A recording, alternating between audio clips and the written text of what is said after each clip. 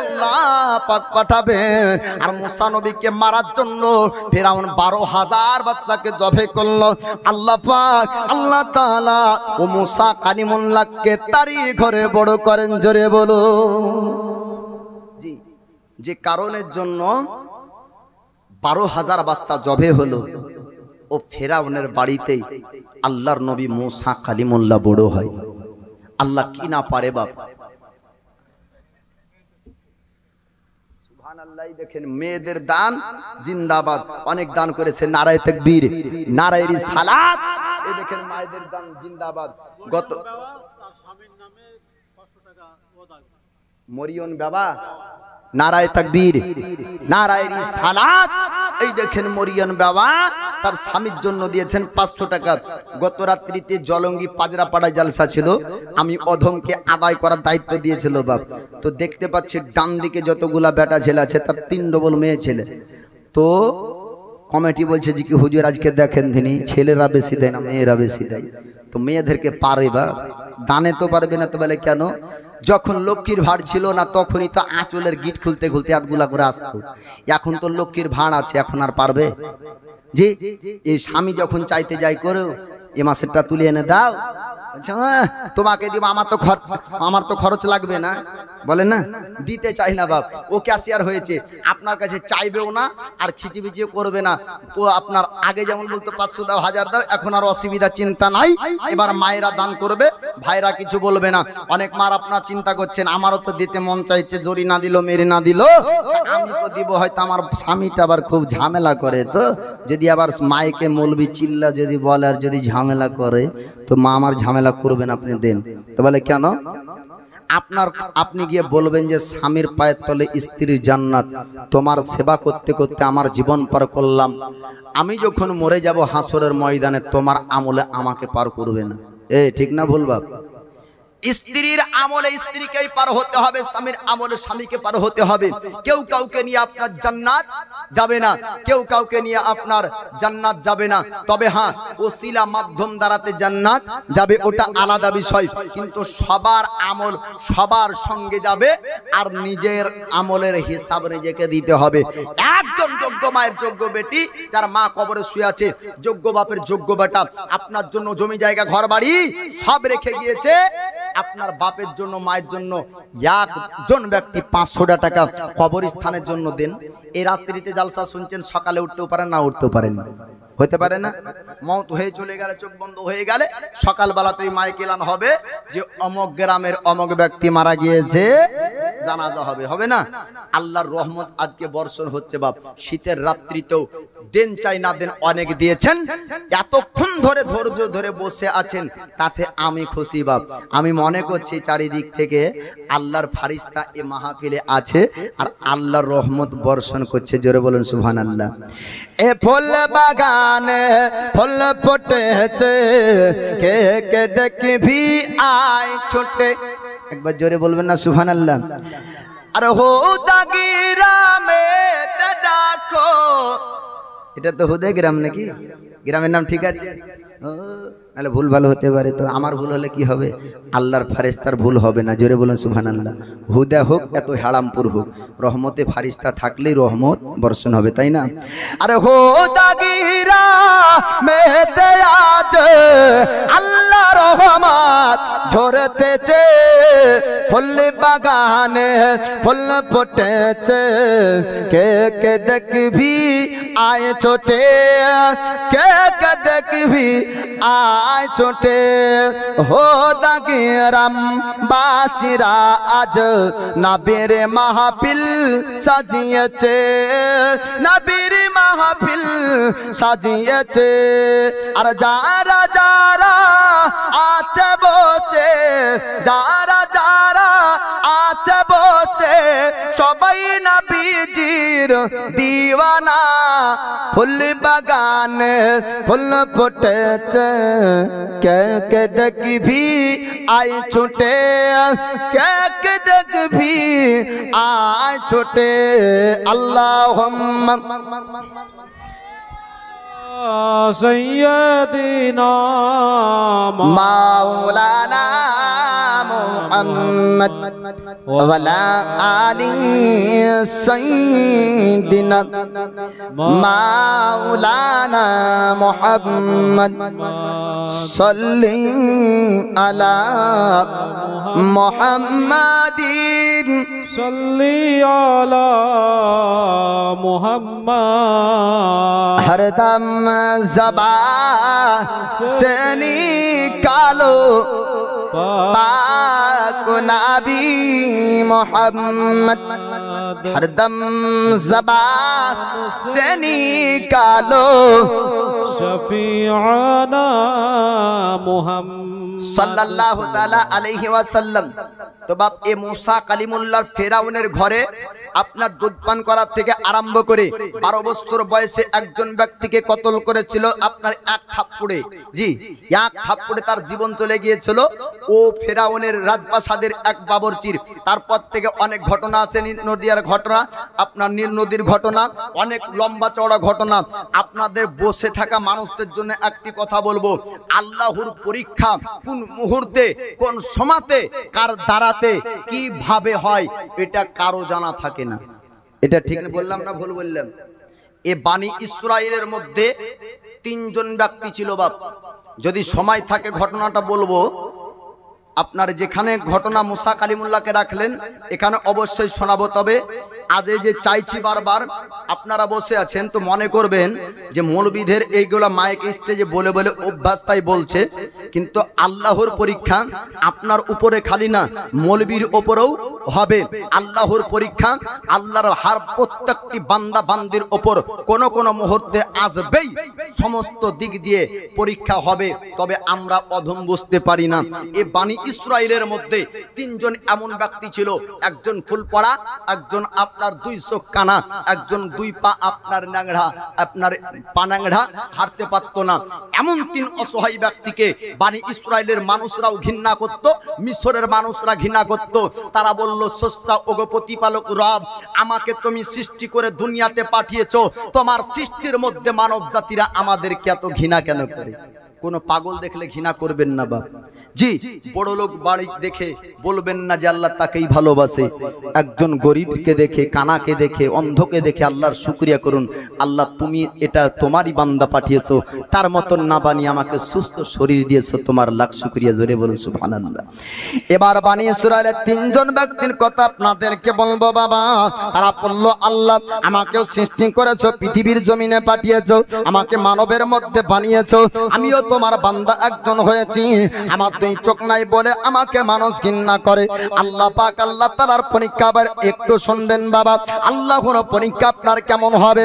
ফুল পড়া বলল, মা বোন আমাকে পৃথিবীর জমিনে পাঠিয়েছো, মানব করে আমাকে মানুষ করে দিয়েছো, আমাকে মানুষ করে পাঠালে তোমার বান্দা আমাকে ঘৃণা করে, মানুষ আমাদেরকে প্রাধান্য দেয় না, মানুষ আমাদেরকে সমাজে জায়গা দেয় না, মানুষ আমাদেরকে দেখার পরে ঘৃণা করে। 3 জন ব্যক্তি যাওয়ার পর একটা জায়গায় বসে গেল। আল্লাহ পাককে ডাকে, মাবুদ যে সমাজে জায়গা নাই, যে সমাজে আমাদেরকে ঘৃণা করবে, ওই সমাজে থাকতে চাই না। পৃথিবীর যেই জায়গায় 2 চোখ যাবে চলে যাব। আল্লাহ পাক আল্লাহ তাআলা রহমতি ফেরেশতা পাঠিয়ে দেয়, মানবের রূপ ধারণ করে আল্লাহর ফেরেশতা আপনার আসলো। আসার পরে বলল, আল্লাহর বান্দা মনে চিন্তা করবে না, একজন স্রষ্টা প্রতিপালক রব আছে, বিশ্বাস রাখো। জোরে বলবেন না সুবহানাল্লাহ। আল্লাহর ফেরেশতা মানুষের রূপ ধারণ করেছে, তারা তো চিন্তা করছে এটা মানুষ, কিন্তু বাস্তবে মানুষ না। মানুষ কি ফেরেশতা তো টিপে দেখবে না বাপ, কথা বলছে, কথাবার্তা চলছে, কে কখন কার রূপ ধারণ করে কেউ জানেন না। আল্লাহ পাক আল্লাহ তাআলার ফেরেশতা সারপরে বলল, আল্লাহর বান্দা চিন্তা করো না, টেনশন করো না, আল্লাহ পাক পৃথিবীর জমিনে তোমাকে পাঠিয়েছে, তোমাদেরকে অন্ধ বানিয়েছে, কাউকে কানা বানিয়েছে, কাউকে ফুলপড়া বানিয়েছে, কাউকে ন্যাংড়া বানিয়েছে। নিশ্চয় আল্লাহ পাক কোনো না কোনো ভালো বুঝেছে।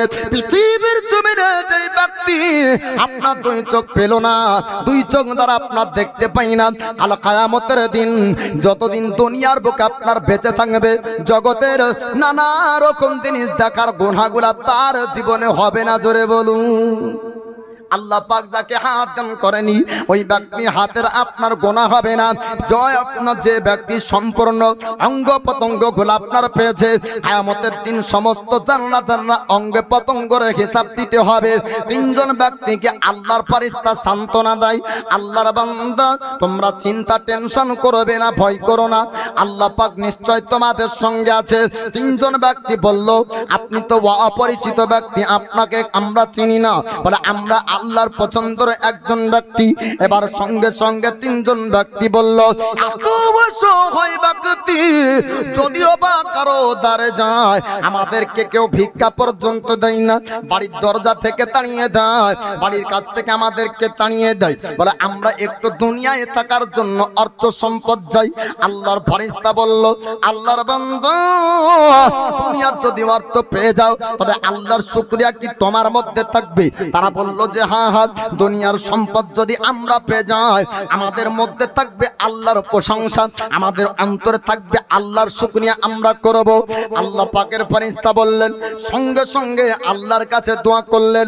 ফুল পোড়া ব্যক্তিকে বলল, কি তুমি পেতে চাও বলো? বলে, দুনিয়ার অর্থ যাই পাবো তাই দিয়ে আমরা রুজি সঞ্চয় করব। আল্লাহর ফেরেশতা রহমতি হাত দ্বারাতে আপনার দোয়া আল্লাহর কাছে করলেন। আল্লাহ পাক আল্লাহ তাআলা একটা আপনার উট দান করলেন। ওই আপনার ফুলপাড়া রোগীকে কি দান করলেন? উট দান করলেন। আর রহমতি ফেরেশতা বললেন, এ উট থেকে তোমার উট হবে, এ উট থেকে তোমার ঘরে উট বাড়বে, তুমি দুনিয়ার রুজি সঞ্চয় করতে পারবে উট থেকে। আর রহমতি ফেরেশতার হাত দ্বারাতে ও অসুস্থ ব্যক্তির শরীরে হাত বুলিয়ে দেয়, সঙ্গে সঙ্গে রোগ ভালো হয়ে গেল, সুস্থ মানুষ হয়ে যায়। জোরে বলুন সুবহানাল্লাহ। আবার আরেকজন ব্যক্তি আপনার নাংড়া বলল, ওগো অপরিচিত ব্যক্তি আল্লাহর কাছে দোয়া করে দেন। আল্লাহ পাকের কাছে রহমতে ফেরেশতা হাত তুললেন, তোলার পরে বলে, মাবুদ গো, তোমার বান্দা তোমার কাছ থেকে কিছু পেতে চাই, দুনিয়ার কোনো রুজি সঞ্চয় করার রাস্তা বানিয়ে দাও। আল্লাহ পাক আল্লাহ তাআলা রহমতের একটা আপনার গরু দান করলেন। গরুটা সঙ্গে সঙ্গে দিয়া দেওয়ার পর আল্লাহর ফেরেশতা আপনার বলেছিলেন, আল্লাহর বান্দারা আজ চিন্তা করবে না, গরু থেকে তোমার বাড়িতে গরুর বরকত হবে। রহমতের হাত আপনার ভরিয়ে দিল, দুই পায়ের নাংড়া আপনার ভালো হয়ে যায়। আল্লাহর ফেরেশতা আবার কানাকে বলল, তুমি কি পেতে চাও? বলে, আমিও রুজি সঞ্চয় করার কোন একটা মাধ্যম নিতে চাই। আল্লাহ পাকের ফেরেশতা আল্লাহর কাছে দোয়া করলেন। আল্লাহ পাক আল্লাহ তাআলা একটা বকরি আপনার ছাগল দান করলেন। বকরিটা আপনার দেওয়ার পরে আল্লাহর ফেরেশতা আপনার হাত ভরিয়ে দেয়, দুই চোখের আপনার জ্যোতি পাওয়ার আপনার ফিরে আসলো। জোরে বলুন সুবহানাল্লাহ। অনেক দিন কেটে যায়, আস্তে আস্তে ঘরে তাদের বরকত হতে শুরু হলো। উটওয়ালার আপনার অর্থ সম্পদ বেড়ে গেল, গরুওয়ালাকে আপনার অর্থ সম্পদ আল্লাহ পাক দিলেন। খোদার পরীক্ষা আপনারা শুনতে থাকবেন বাবা। এত আপনার ঘরে বরকত হতে লাগলো, বরকত হতে হতে তারা একজন ধনীতে পরিণত হলো। বনি ইসরাইলের অসহায় তিনজন ব্যক্তি যখন আপনার ধনী হয়ে গেল, আল্লাহ পাক আল্লাহ তাআলা এবার পরীক্ষা করার জন্য ও রহমতের ফেরেশতাকে আবার পৃথিবীর জমিনে আপনার পাঠিয়ে দেয়। মানব রূপ ধারণ করে ওই ব্যক্তি আবার পুনরায় আসলো, অন্য রূপ ধারণ করে ফুলপড়ার কাছে যায়। ফুলপড়াকে বলল, আল্লাহর বান্দা,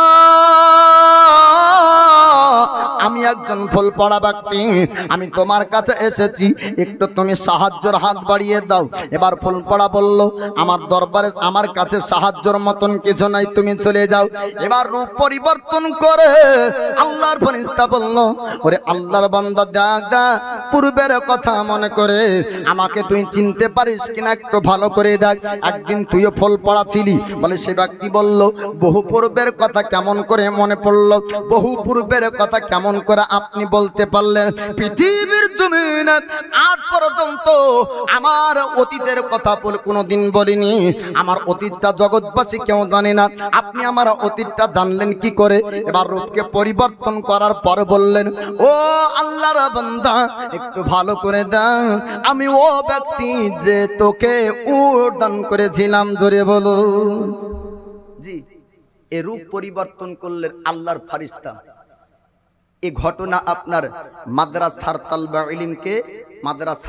ইলমকে বাল্যকালে মাদ্রাসাতে শিক্ষা দেওয়া হয়। বাপ তামিরে আদাব বলে একটি কিতাব আছে, ছোট্ট চটি কেতাব, এই চটি কেতাবের মধ্যে এ ওয়াকিয়া ঘটনাটা দেওয়া আছে। আজকে বলতে বলতে ওয়াকিয়াটা মনে পড়ে গেল, তাই বললাম। এবার এ অসহায় ও ব্যক্তি যে ফুল পড়া ছিল, আল্লাহর ফারিস্তা ও রূপ পরিবর্তন করে বলে, আপনি আমাকে চিনতে পারছেন? আপনি একদিন এই রকম আমার মতন ফুল পড়া ছিলেন, না চিনতে পারিনি। আপনার অতীতের কথাগুলি যখন খুলে খুলে আল্লাহর ফারিস্তা বলে দিলেন, তার অতীতটা মনে পড়ল। আর আল্লাহর ফারিস্তা চোখ খুলে দিয়ে বললেন যে আমি তোকে এ উট দিয়েছিলাম, যে উট থেকে তোর এতগুলা উট হলো, যে উট থেকে তুই ধনী হলি, মানুষ তোকে ঘৃণা করত, মিশরে তোর জায়গা ছিল না, বনি ইসরাইলের মধ্যে তোকে ঘৃণা করত, মানুষ তোকে ভিক্ষা পর্যন্ত দিত না। আজ তোর অতীতকে ভুলে গিয়েছিস, আজ তোর অতীতকে ভুলে গেলি, আল্লাহর পরীক্ষায় তুই ফেল করলি। আবার পুনরায় ও ব্যক্তিকে ফুল পড়া আর অসহায় বানিয়ে দিলেন আল্লাহ পাক। এবার ন্যাংড়ার কাছে চলে গেল আল্লাহর ফারিস্তা। ন্যাংড়ার কাছে আল্লাহর ফারিস্তা আপনার চলে যায়। যাবার পর আল্লাহর ফারিস্তা রূপ পরিবর্তন করলেন, ফারিস্তার রূপ থেকে মানবের রূপ ধারণ করলেন এবং নিজের দুই পাকে আপনার ন্যাংড়া বানিয়ে নিলেন। ন্যাংড়ার কাছে ন্যাংড়ার রূপ ধারণ করে যায়। যাবার পরে বললেন, আল্লাহর বান্দারে, আমি একজন অসহায় ব্যক্তি, আমি পায়ে চলতে পারি না, তোমার দ্বারে এসেছি ভিক্ষা করার জন্য, একটু সাহায্য দাও। ওই ব্যক্তি বলল, আমার দরবার আমার কাছে কোনো সাহায্য হবে না, আমার বাড়িতে কোনো তোমার জন্য সাহায্য আমি দিব না। এবার ফকির আপনার মুখ পরিবর্তন করলেন। আল্লাহর ফারিস্তা বললেন, আল্লাহর বান্দারে, বহুদিন পূর্বের কথা কি তোমার মনে পড়ে না? তুমি একটা দিন আমার মতন ন্যাংড়া ছিলে। ওই ব্যক্তি বলল, কেমন করে জানতে পারলেন? আমি পৃথিবীর জমিনে আজ পর্যন্ত আমার অতীতটা কোনোদিন বলিনি। আল্লাহর ফারিস্তা বললেন, আমি পৃথিবীর কোনো মানুষ না, আমি হলাম আল্লাহর মালাইকা। জোরে বলুন সুবহানাল্লাহ। আল্লাহর ফারিস্তা বলেছিলেন, ওরে বান্দা শোন, আল্লাহ পাক আল্লাহ তাআলা তোকে পরীক্ষা করতে চেয়েছিল, তুই পরীক্ষায় আল্লাহর পরীক্ষায় পাস করতে পারিসনি, আল্লাহর পরীক্ষায় তুই ফেল করে গিয়েছিস। যদি তুই ধনির সঙ্গে সঙ্গে তোর মনটা যদি পরিবর্তন না হতো, তাহলে আল্লাহ পাক আল্লাহ তাআলার পরীক্ষায় পাস করতি। জি, ও ল্যাংড়াও ফেল করলো। অবশেষে কানার কাছে যাই। কানার কাছে যেমনই ওই রকম কানার রূপ ধারণ করে সাহায্য চাই, কানা সঙ্গে সঙ্গে রাজি হয়ে যায়। জোরে বলুন সুবহানাল্লাহ। কানার কাছে আপনার রূপ পরিবর্তন করে দুই চোখ কানার মতন করে আপনার যাই, আল্লাহর বান্দারে আমাকে কিছু সাহায্য কর। কানা বলল, আমিও তোমার মতন একদিন ছিলাম, আমার দানের হাতটা ছোট হয়নি, আমার তখন অর্থ সম্পদ ছিল না। এখন আল্লাহ পাক আল্লাহ তাআলা আমাকে সম্পদ দান করেছে, আমার অন্তর পরিবর্তন হয়নি, আমার মনটা পরিবর্তন হয়নি, আমার মধ্যে অহংকার গৌরব আসেনি। ওরে আল্লাহর বান্দা, চিন্তা করো না, টেনশন করো না, একজন স্রষ্টা প্রতিপালক রবের প্রতি ভরসা রাখো, নিশ্চয় আল্লাহ দুনিয়ার কোনো উপায় বের করে দিবে। জোরে বলো। ও ব্যক্তি তার অতীতটা মনে পড়লো যে আমাদেরও একটা উপায় আল্লাহ বের করে দিয়েছেন, নিশ্চয় তোমারও একটা উপায় বের করে দিবেন। নিজের অতীতকে ভুললেন না। আল্লাহর ফারিস্তার রূপ পরিবর্তন করে মালাইকার রূপ থেকে আপনার ফারিস্তা মালাইকার রূপে এসে আওয়াজ দিলেন, হে আল্লাহর বান্দা, তুমি আল্লাহর পরীক্ষায় পাস করেছো, তোমার রুজিতে কোনোদিন অভাব আসবে না। জোরে বলুন সুবহানাল্লাহ। এবার নিজের অতীতটাকে মনে করেন, আপনার আমার ঘরে একটি সময় অভাব ছিল, আল্লাহ পাক দিয়েছে। গম চাষ করেছেন, আল্লাহর দেওয়া। ধান চাষ করেছেন, আল্লাহর দেওয়া। পাট চাষ করেছেন, আল্লাহর দেওয়া। ব্যবসা খুলেছেন, ব্যবসাতে আপনার রুজি রোজগারে বরকত দিচ্ছে, আল্লাহরই দেওয়া। তো আল্লাহর দেওয়া রুজি থেকে এই কবরস্থানের জন্য যদি একজন ব্যক্তি হয়, যে কবর আপনাকে যেতে হবে, আল্লাহর কোরআন বলেন, আইনামা তাকুনু ইদরুকুমুল মাউতু ওয়ালা কুনতুম ফি বুরুজিম মুশাক্কাদা। আল্লাহ পাক বলেন, তোমরা যেথায় বসবাস করো না কেন, যেমন ভাবেই বসবাস করো না কেন, মউত তোমাদেরকে পেয়ে বসবে, যদিও বা তোমরা তালা বন্ধ ঘরে বসবাস করো। যদি আমরা মজবুত ঘর বানিয়ে নিই আমাদের জন্য, তবু এ দুনিয়ার ঘর আমাদেরকে রাখবে না। এ ঘর থেকে আমাদেরকে চলে যেতে হবে, এই জগৎ ছেড়ে আমাদেরকে কবরে যেতে হবে। তো আপনারা ওয়াজ শুনুন। আর বলার উদ্দেশ্য হলো, অন্তরকে পরিবর্তন করবেন না বাপ। আমার দয়ার নবীর সাহাবী নাম তার উসমান গানি, অর্থওয়ালা ছিলেন, ধনী ব্যক্তি ছিলেন, কিন্তু তার কালব আপনার পরিবর্তন খারাপ হয়নি। যখনই দয়ার মুস্তাফা উসমান গানিকে বলেছেন, তো দয়ার মুস্তাফার বলাতেই উসমান গানি ধন সম্পদ কোরবান করেছেন। জোরে বলুন সুবহানাল্লাহ। কোন মুসলমানকে যদি আল্লাহ পাক গরিব বানায়, তাহলে তার কালবকে যেন আলিয়ে সেরে খোদার মতন বানিয়ে দেয়। কোন মুসলমানকে যদি আল্লাহ অর্থওয়ালা সম্পদওয়ালা বানায়, তাহলে তার কালবকে যেন উসমান গানির মতন বানিয়ে দেয়। তবে এক মুসলমান আর এক মুসলমানের কাছ থেকে উপকার পাবে। জি, আর যদি আমাদের অন্তর পরিবর্তন করি, অহংকার গৌরব করি, ছোটদেরকে যদি ছোটর মতন দেখি, তাহলে উপকার একজনের কাছ থেকে আরেকজন পাবে না। আর প্রতিষ্ঠানগুলোকে আমাদেরকে লক্ষ্য করতে হবে, আল্লাহর রাহে আমাদেরকে দান করতে থাকতে হবে বাপ। তো যাই হোক, আপনাদের কবরে যদি যাওয়ার প্রয়োজন থাকে তো কবরস্থানে দিবেন, আর যদি দুনিয়াতে থাকেন তো কবরে দিবেন কেন? যেখানে থাকবেন সেখানকার জন্য সিট বুকিং করবেন, সিট সেখানকার জন্য বুকিং করবেন। যাবেন আপনি জাহাজে, ট্রেনের টিকিট কেটে কোনো লাভ হবে না। আপনি যদি কবরে যান তো কবরে টিকিট কাটবেন, আর যদি দুনিয়াতে সারা জীবন থাকেন তাহলে দেওয়ার প্রয়োজন নাই, ঘর ভালো করে বানাবেন। তো আল্লাহর পয়গম্বর হযরত মূসা কালিমুল্লাহ তিনি এবার এই ফেরাউনের রাজপ্রাসাদে, ফেরাউনের বাড়িতে আছেন এবং তিনার মায়ের কাছ থেকে দুধ পান করছে। বাল্যকালে ফেরাউনের গালে একটি থাপ্পড় মেরেছিলেন আপনার পয়গম্বর মূসা কালিমুল্লাহ। জোরে বলুন সুবহানাল্লাহ। ফেরাউন চিন্তা করলো, এত ছোট বাচ্চার থাপ্পড়ের তেজ এত যদি হয়, আমার মনে হয় রাজপ্রাসাদ তাবাহ করবে, ধ্বংস করবে এ বাচ্চা। আমান বলছে, আমার সন্দেহই ঠিক হলো। আসিয়া বলেন, না, আপনি কেমন কথা বলছেন? বাচ্চা ছেলের বুদ্ধি নাই তাই থাপ্পড় মেরেছে। আগুন জ্বালানোর পরে পরীক্ষা করা হলো, আল্লাহর পয়গম্বর মূসা কালিমুল্লাহ তিনি আপনার অন্যদিকে হাত দিতে যাচ্ছেন, কিন্তু আল্লাহ পাক আগুনের দিকে হাত নিয়ে যায়। কারণ ফেরাউনের চোখে দেখাতে চাই যে না, এটা বাচ্চা ছেলের কাজ, কিন্তু বাচ্চার কাজ না। পয়গম্বর মূসা কালিমুল্লাহ বাল্যকাল থেকে নিয়ে শিরিক, আপনার শিরিকের প্রতিবাদ করেছেন। জোরে বলুন সুবহানাল্লাহ। আল্লাহর নবী পয়গম্বর মূসা কালিমুল্লাহর বয়স যখন আপনার 12 বছর হলো, 12 বছর বয়সকালে প্রকাশ্যে শুরু করলেন প্রতিবাদ করতে। আপনার মূর্তির পূজার অতিরিক্ত যখন বেড়ে গিয়েছিল, আল্লাহ স্রষ্টা প্রতিপালক একজন রব, এইটা আপনার বার্তা দিতে চাই মিশরবাসীর কাছে।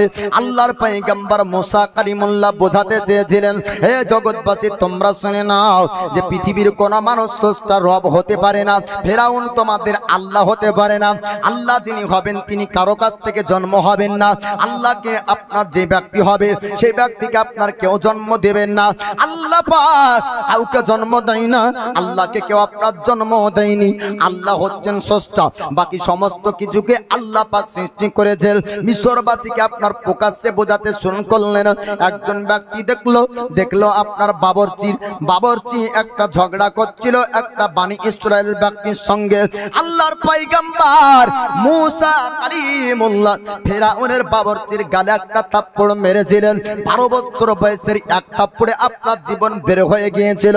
যতজন পয়গম্বর পৃথিবীর জমিনে এসেছিলেন, সমস্ত নবীগণের থেকে আপনার জালালি মেজাজির পয়গম্বর, তার নাম হলো মূসা কালিমুল্লাহ। জোরে বলুন সুবহানাল্লাহ। মূসা কালিমুল্লাহকে একবার যে দুই চোখে পড়ে যেত, আপনার বেধর্মীরা তত্তর করে কাঁপতো মূসা কালিমুল্লাহকে দেখে। আল্লাহর পয়গম্বর মূসা কালিমুল্লাহ যখন এই খবর জানতে পারলো, ফেরাউনির আপনার জানার পরে, বোঝার পরে আপনার মূসা কালিমুল্লাহকে কতল করার সিদ্ধান্ত নিয়েছে। যে ব্যক্তি আমার বাবরচিকে মেরেছে, চাহে ও বেশি যে ব্যক্তি হোক না কেন, তাকে কতল করতে হবে।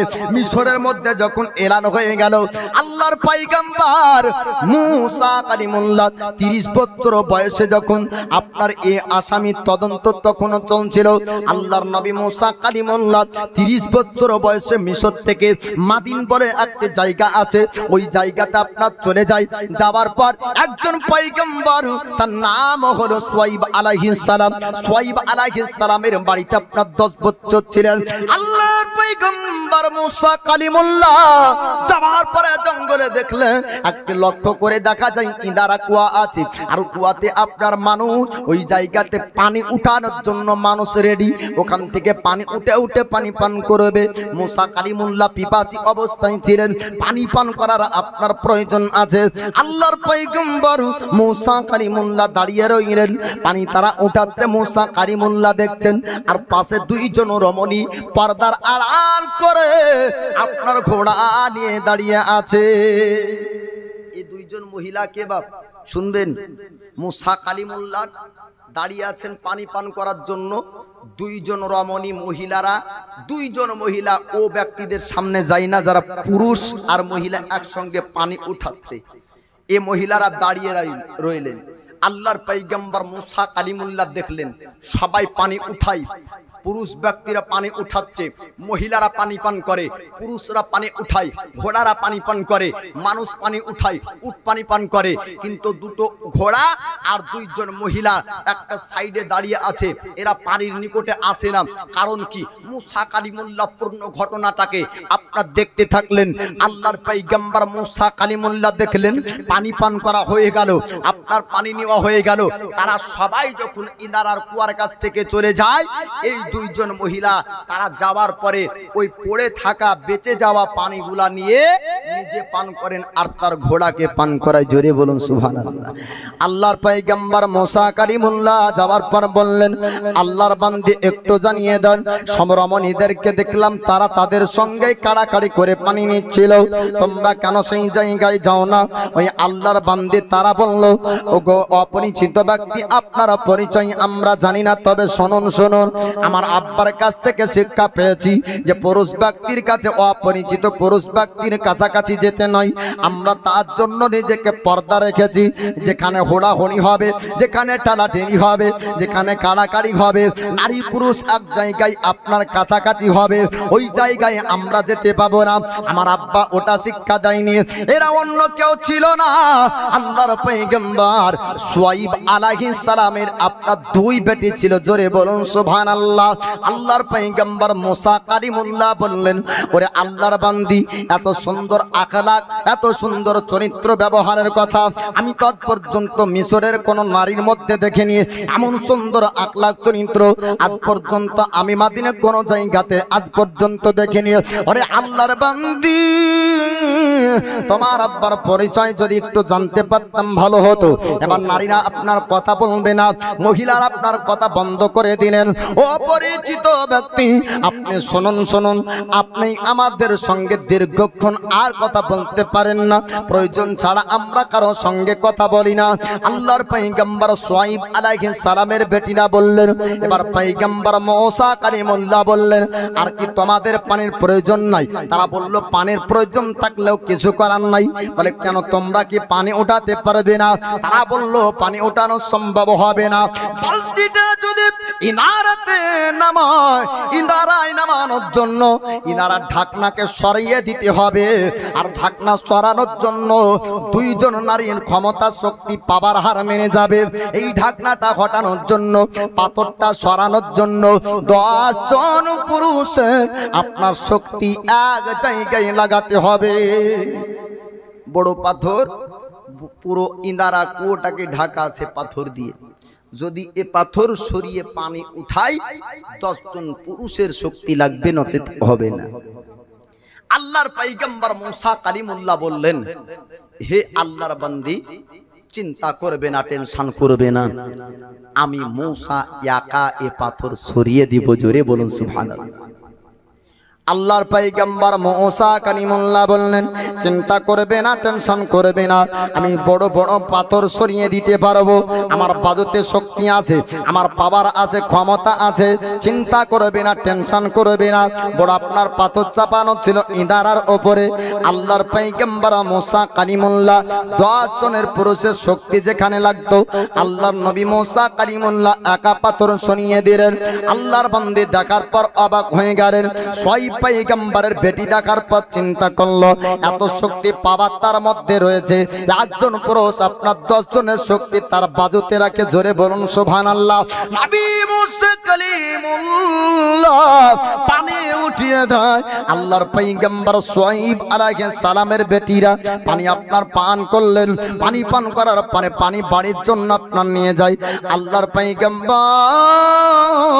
সুয়াইব আলাইহিস সালাম জিজ্ঞাসা করেছিলেন, আমার বেটি তোমরা একটু জানিয়ে দাও, প্রত্যেকদিন তোমরা ইনারার কাছে যাও, তোমরা পানি পান করতে পারো, তবুও তোমরা তৃপ্তি সহকারে পানি পাও না, তোমরা মন ভরে পানি পান করতে পাও না, তোমাদের ঘোড়াদেরকে পানি পান করাতে পারো না। আজকে পানি পান করার পরে বাড়ি পর্যন্ত এত পানি এনেছো, বলো কে তোমাদেরকে দিয়েছে? এবার আপনার দুই বেটি বলতে শুরু করলেন, আব্বাজান একজন অপরিচিত ব্যক্তির সাক্ষাৎ পেয়েছিলাম, ওই ব্যক্তি সুন্দর করে আমাদেরকে পানি উঠিয়ে দিল এবং আমাদেরকে পানি পান করালো। একজন ব্যক্তি এত বড় পাথর সরিয়ে দেয়, এরকম শক্তিমান আজ পর্যন্ত দেখিনি। জোরে বলুন। এ হলো আল্লাহর দেওয়া অরিজিনাল শক্তি। জি, আর এখন বর্তমান সময়ে এখন হয়তো এই ভাইরাসটা বন্ধ হয়েছে, আগে ছিল শক্তিমান। পাড়ার ছেলেরা বলতো উড়ে যাবো, ধাপাস করে পড়ে মনে হাত ভেঙে যে বাপকে বলছে কি চল লাগতে পারি। আমাদের গ্রামে হয়েছিল বাপ, বাস্তব ঘটনা। আম গাছে উঠেছে বলছে শক্তিমান, পড়ে যাওয়ার পর হাত ভেঙে গেল, আর আব্বা লিয়ে দিচ্ছে ডাক্তার বাড়ি। এ হলো শক্তিমানের কাজ। এর হলো নকল বানানো ভিডিও। আর আল্লাহর পয়গম্বর মুসা কালিমুল্লাহর বাজুতে 10 জন পুরুষের শক্তি পাওয়ার এ হলো অরিজিনাল শক্তি। বা পাথর সরিয়ে পানি উঠালেন, এ যখন গুণের কথা আল্লাহর নবী সুয়াইব আলাইহিস সালামের কাছে বলেন, আল্লাহর নবী সুয়াইব আলাইহিস সালাম বললেন, বেটি রে, আল্লাহ পাক আল্লাহ তাআলা আমাকে জানিয়েছেন আমার উপর ওহী অবতীর্ণ হয়েছে, হে আমার পয়গম্বর সুয়াইব, তোমার নিকটে আমার একজন পয়গম্বর যাবে, নাম তার মুসা কালিমুল্লাহ। জোরে বলুন সুবহানাল্লাহ।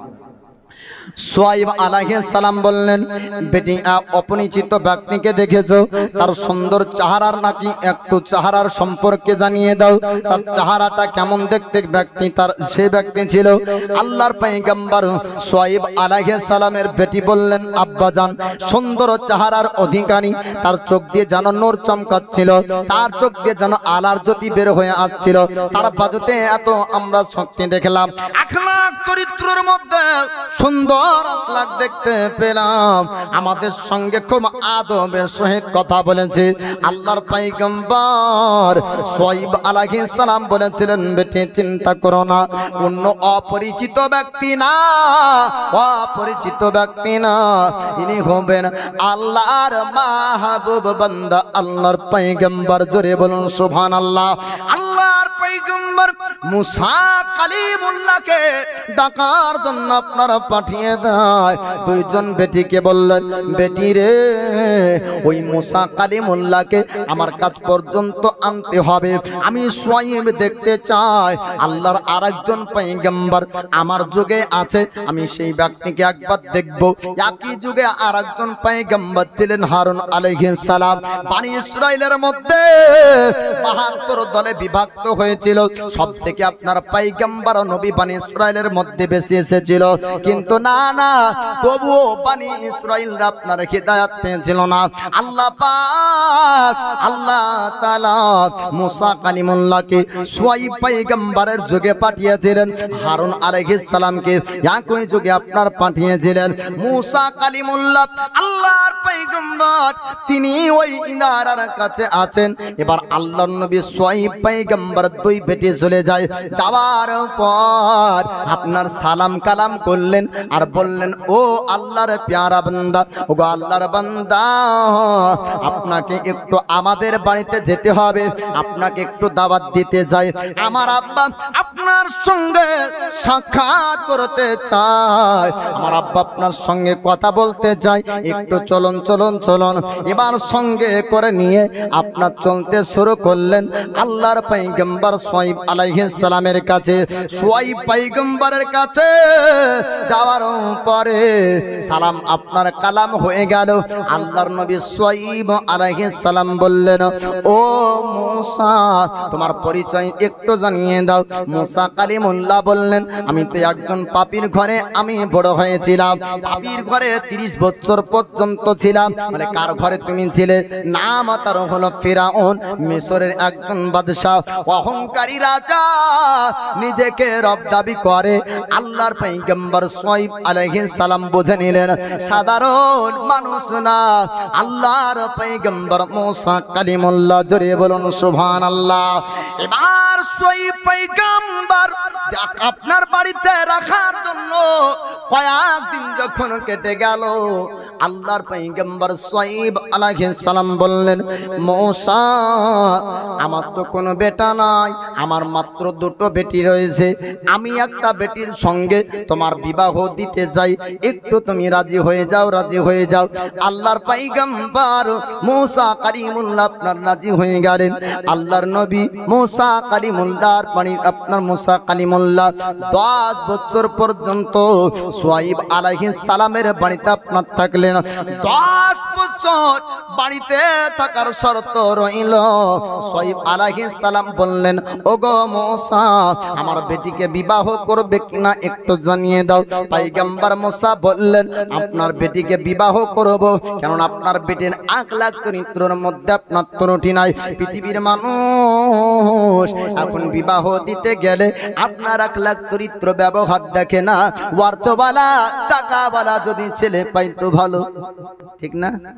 টাকাওয়ালা যদি হয়তো ভালো, বিয়ে দেওয়ার আগে দেখতে চাই ব্যবসা বড় আছে না নাই, চাকরি ভালো আছে না নাই, জমি কবিঘে আছে, বাড়ি ঘর কেমন আছে, কিন্তু আগে দেখে না মুখে দাঁড়িয়ে আছে কিনা, সৎ পথে চলে কিনা, হালাল রুজি উপার্জন করে কিনা, নামাজ পড়ে কিনা, তার মধ্যে তাকওয়া আছে কিনা, এগুলা আপনার যাচাই না করে বিয়ে দেয়। পরবর্তীতে বলে হুজুর একটা তাবিজ দেন, বেটির ঘরে সুখ নাই, ঠিক না?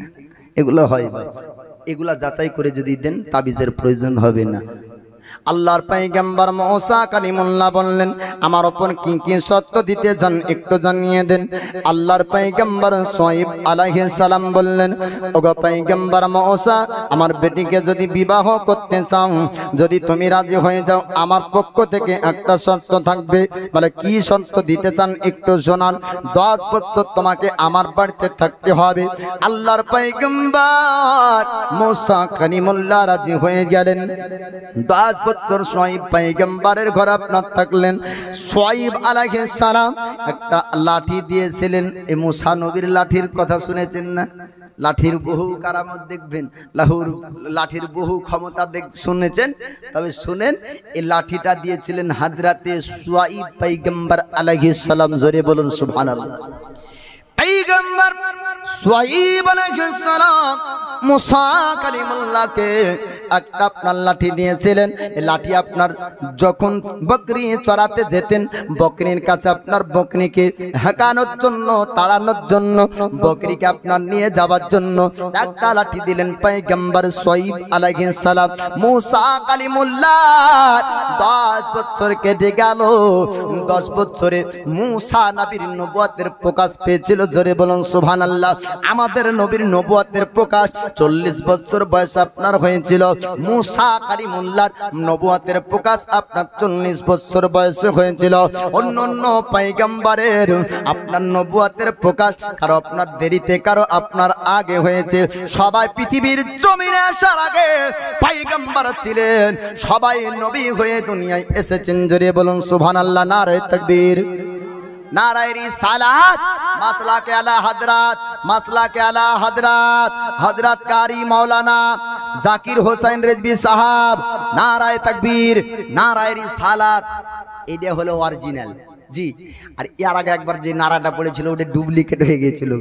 নারাটা অরিজিনালি ছিল, তাই না? নারায়ে তাকবীর তখনও তো বলেছি, ওটা ডুপ্লিকেট না। মানে কিরকম ডুপ্লিকেট বললে শব্দটা খারাপ হচ্ছে, যায় তো ক্ষমা দৃষ্টিতে দেখবেন, মানে ভুলবশত হয়েছিল আর কি। ডুপ্লিকেট মানে কি, তাহলে ও আবার ভাববে যে আমাকে নকল মৌলবি বললো নাকি। ও হুজুর রাগ করিয়েন না, আপনাকে বলিনি। তবে এবার প্রধান বক্তা আপনার চোখের সামনে দেখতে পাচ্ছেন হযরত চলে এসেছেন। যাই হোক, হযরতকে বসে রেখে আলোচনা লম্বা করব না। তো নবুয়তের প্রকাশ মুসা কালিমুল্লাহ এবার আল্লাহ পাকের সঙ্গে কথা বলতে শুরু করেন। জোরে বলবেন না সুবহানাল্লাহ। আমরা আল্লাহর বান্দা, আল্লাহর সঙ্গে কথা বলেছি। কথা বলেছেন? বলেননি। আল্লাহকে দেখেছেন কেউ? দেখেছেন? কেউ দেখেননি? হ্যাঁ, আল্লাহকে দেখা যায়, দেখতে পাওয়া যাবে না। না করে মাথা লড়াচ্ছেন কেন বাংলাদেশিদের মতন? বাংলাদেশিরা বলছে যে কি তাফসিরে রুহুল বায়ানের 14 পৃষ্ঠাতে আছে, কথা বলেন ঠিক কিনা? তো সবাই বলছে ঠিক। তার মানে সবার মনে হয় তাফসিরে রুহুল বায়ান পড়া আছে নাকি? ওদের অভ্যাসই ওই বাপ যাই বলবে কথা করেন ঠিক কিনা? তো ঠিক। তো বাপ আমাদের ইন্ডিয়ার মুসলমান খুব হুঁশিয়ার, তাই না? সব কথাতে মৌলবি তুমি যতই লড়াও আঙ্গুল, হু হা বলা লোক আমরা নাই। সুবহানাল্লাহ বলতে বললেই তো 6 বার বললে বলি নিয়ে নেকি পাওয়া যায় জানার পরেও। আল্লাহু আকবার নারায়ে তাকবীর দিলেও তো দিই না। আর আপনি আমাদেরকে যে ঠিক বলাবেন, মাথা হালকা করে লড়ে ছেড়ে দেব, ঠিক বলা লোক আমরা নাই। তো একবার পুরো মাজমার শয়তানকে তাড়িয়ে দিয়ে তাকবীরের ধ্বনি লাগাতো, নারায়ে তাকবীর আল্লাহু আকবার, নারায়ে রিসালাত ইয়া রাসূলুল্লাহ, নারায়ে তাকবীর। আরো জোরে, নারায়ে তাকবীর আল্লাহু আকবার, নারায়ে রিসালাত। সিদ্দিক, ফারুক, উসমান, হায়দার, 4 জন সাহাবা সবচেয়ে বেহতর। সিদ্দিক, ফারুক, উসমান, হায়দার, 4 জন সাহাবা সবচেয়ে বেহতর, কারণ তাদের দিলে আছে আল্লাহর পয়গম্বর। জোরে বলবেন না সুবহানাল্লাহ। কারণ তাদের দিলে আছে আল্লাহর পয়গম্বর। নারায়ে তাকবীর আল্লাহু আকবার, নারায়ে তাকবীর আল্লাহু আকবার, নারায়ে রিসালাত ইয়া রাসূলুল্লাহ। দেখা দাও ওগো ওগো নবীজি, তোমারি দিদারের আশায় আমরা আছি। দেখা দাও ওগো ওগো নবীজি, তোমার দিদারের আশায় আমরা আছি। দু চোখ জোড়ে, দু চোখ জোড়ে দেখবো পয়গম্বর। নারায়ে তাকবীর, আরো জোরে চিৎকার করে, নারায়ে তাকবীর আল্লাহু আকবার, নারায়ে তাকবীর আল্লাহু আকবার, নারায়ে রিসালাত। লাগবে লাগুক তীর তলোয়ারের আঘাত, তারপর থাকবে নবীজির রিসালাত। বলেন ইনশাআল্লাহ। দুনিয়ার কোন আঘাতের ভয়ে ছাড়বেন বাপ? নবীর রিসালাতের ধ্বনি উচ্চারণ করবেন না? কোন ওয়াহাবি বাধা দিলে বন্ধ হবে? বন্ধ হবে না বাপ। নবীর রিসালাত থাকবে। তাই বলছে লাগবে লাগুক তীর তলোয়ারের আঘাত, তারপর থাকবে নবীজির রিসালাত। লড়বো মরবো বলবো পয়গম্বর, লড়বো মরবো বলবো পয়গম্বর। নারায়ে তাকবীর আল্লাহু আকবার, নারায়ে তাকবীর আল্লাহু আকবার, নারায়ে রিসালাত ইয়া রাসূলুল্লাহ। জলসা জুলুস করিব হাজারবার, দরুদ সালাম পড়িব বারবার। বলেন ইনশাআল্লাহ। জলসা জুলুস করিব বারবার, দরুদ সালাম পড়িব হাজারবার। জ্বলবে জ্বলো ওয়াহাবীরা বারবার, জ্বলবে জ্বলো ওয়াহাবীরা বারবার। নারায়ে তাকবীর আল্লাহু আকবার, নারায়ে তাকবীর আল্লাহু আকবার, নারায়ে রিসালাত ইয়া রাসূলুল্লাহ। দুশমনরা যতই দুশমনি করলো, দুশমনরা যতই দুশমনি করলো, ততবার সুন্নির মুখে আসিল নারায়ে তাকবীর, নারায়ে রিসালাত ইয়া রাসূলুল্লাহ। জি বাপ, যতবার চেষ্টা করেছে রবিউল আউয়াল বন্ধ করব, ততবার আরো বেশি গাড়ি হয়েছে। জোরে বলবেন না সুবহানাল্লাহ। 20 বছর আগে বাড়ি বাড়ি এত যেমন হাড়িও ছিল না, 20 বছর আগে জুলুসের এত গাড়িও ছিল না। যত তাদের হাড়ি বেড়েছে, জুলুসে আমাদের গাড়ি বেড়েছে। জোরে বলবেন না সুবহানাল্লাহ। ওরা হাড়ি মাথায় নিয়ে বাড়ি বাড়ি গিয়ে বলতে চাই তোমরা জমাতি হও, হাবি হও। কিন্তু যত হাড়ি বাড়ালো, মানুষ বলছে তোদের ধোকায় পড়ার লোক আমরা লই। হাতির মতন সামনে এক দাঁত দেখাবার ভিতরে আর এক দাঁত দিয়েছি বাবা। যতবার জুলুস আপনার আপডেট হয়, লোক সংখ্যা বেড়েই যায় বাপ। জোরে বলবেন না সুবহানাল্লাহ। তো মুসা কালিমুল্লাহর হাতে লাঠি দেওয়া হলো, আল্লাহ পাকের সঙ্গে কথা এবার শুরু হয়ে যায়। মুসা নবীকে বলা হয় কালিমুল্লাহ, আল্লাহর সঙ্গে কথা বলতেন। আল্লাহ পাক বলছেন মুসা তোমার হাতে ওটা কি? বলে লাঠি। বলে কি? লাঠি। ওকে জমিনে ফেলো। জমিনে ফেলা হলো, বিরাট আকারের অজাগর সাপ তৈরি হয়। জোরে বলুন সুবহানাল্লাহ। এ অজাগর সাপে ফেরাউনের জাদুকরদের জাদুকে ধ্বংস করে দিয়েছিল বাপ। তারপরে অনেক ঘটনা থাকবে। আল্লাহ পাক বলবেন হে মুসা তোমাকে আমি পাঠিয়েছি নবী করে, যাও ফেরাউনের কাছে তুমি দাওয়াত দাও গা। ফেরাউনকে বলো গা এক স্রষ্টাকে বিশ্বাস করবে, এক আল্লাহর প্রতি ঈমান আনবে, নিজেকে খোদা দাবি করবে না।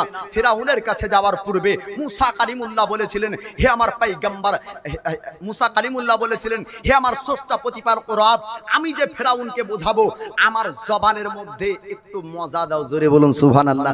জবানের আওয়াজকে সুন্দর বানিয়ে দাও। আমার আওয়াজ শুনে, আমার কথা শুনে যেন আমার কথাকে বুঝে। কেননা মুসা কালিমুল্লাহ জালালি মেজাজের ছিলেন এবং মুসা কালিমুল্লাহ বললেন আমি হারুন আলাইহিস সালামকে নিয়ে সঙ্গে যেতে চাই। কেননা হারুন আলাইহিস সালামের কথা শুনলে মানুষ তার কথা খুব মন দিয়ে শুনতো। এক একজনের কথা খুব ভালো হয় না বোঝানো, বা তার কথার মধ্যে মজা থাকে। তাই বলে কি মুসা নবীর মধ্যে ছিল না? হ্যাঁ ছিল বাপ। তবে আরেকটি রিওয়ায়াতের কিতাবের মধ্যে আছে মুসা কালিমুল্লাহ আপনার যখন বাল্যকালে ওই আগুনের দিকে হাত দিয়েছিলেন, ওই সময়তে আগুনের তাপ পাওয়ার পরে জিহুব্বাতে লাগিয়েছিলেন, তাই জিহুব্বা কিছুটা জ্বলে গিয়েছিল, তাই কথার মধ্যে একটু অসুবিধা হতো। আল্লাহ পাক আল্লাহ তাআলা ওটা জবান ঠিক করলেন এবং হারুন আলাইহিস সালামকে দিলেন। মুসা কালিমুল্লাহ যাবার পরে ফেরাউনকে চেষ্টা করলো, কিন্তু না। আল্লাহর কোরআন বাকারার মধ্যে আল্লাহ পাক বলেন যার তকদিরে, যার আপনার কপালে, যার কপালে আপনার চোখে আল্লাহ পাক মুহুর মেরে দিয়েছে, পটি মেরে দিয়েছে, তাকে যতই বোঝান সে বুঝবে না।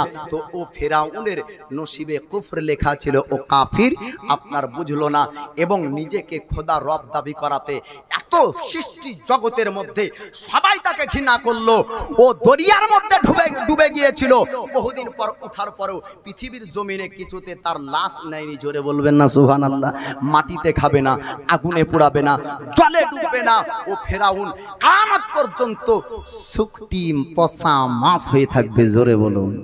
আল্লাহর প্যারা বান্দা হয়ে যাবেন, শুকটি না জিন্দা শরীর নিয়ে কবরে ঘুম পাড়বে। কিয়ামতের সকালে উঠবে, উঠার পরে বলবে এই তো ঘুমালাম, আবার কিয়ামত চলে আসলো। আল্লাহর নূরানি ফেরেশতা ঘুম পাড়িয়ে দিবে। আল্লাহ পাক আল্লাহ তাআলাকে আমরা যদি রাজি করি, ইহ জগৎ ভালো, পরজগৎ ভালো। আল্লাহর বান্দা আমরা হাজার কাজের মধ্য থেকে আল্লাহর ইবাদত 5 ওয়াক্তের নামাজ পড়তে হবে। সকলে বলুন ইনশাআল্লাহ। আর নবীর ইশক, নবীর মোহাব্বত অন্তরের মধ্যে রাখবেন। হায়াত বাকি, ফের মুলাকাত বাকি। ভাষাগত ভুল হলে আপনারা ক্ষমা দৃষ্টিতে দেখবেন। কোরআন ও হাদিস থেকে ভুল করলে আল্লাহর কাছে ক্ষমা প্রার্থী। আস্তাগফিরুল্লাহ রাব্বি মিন কুল্লি যামবি ওয়া তুবু ইলাইহি।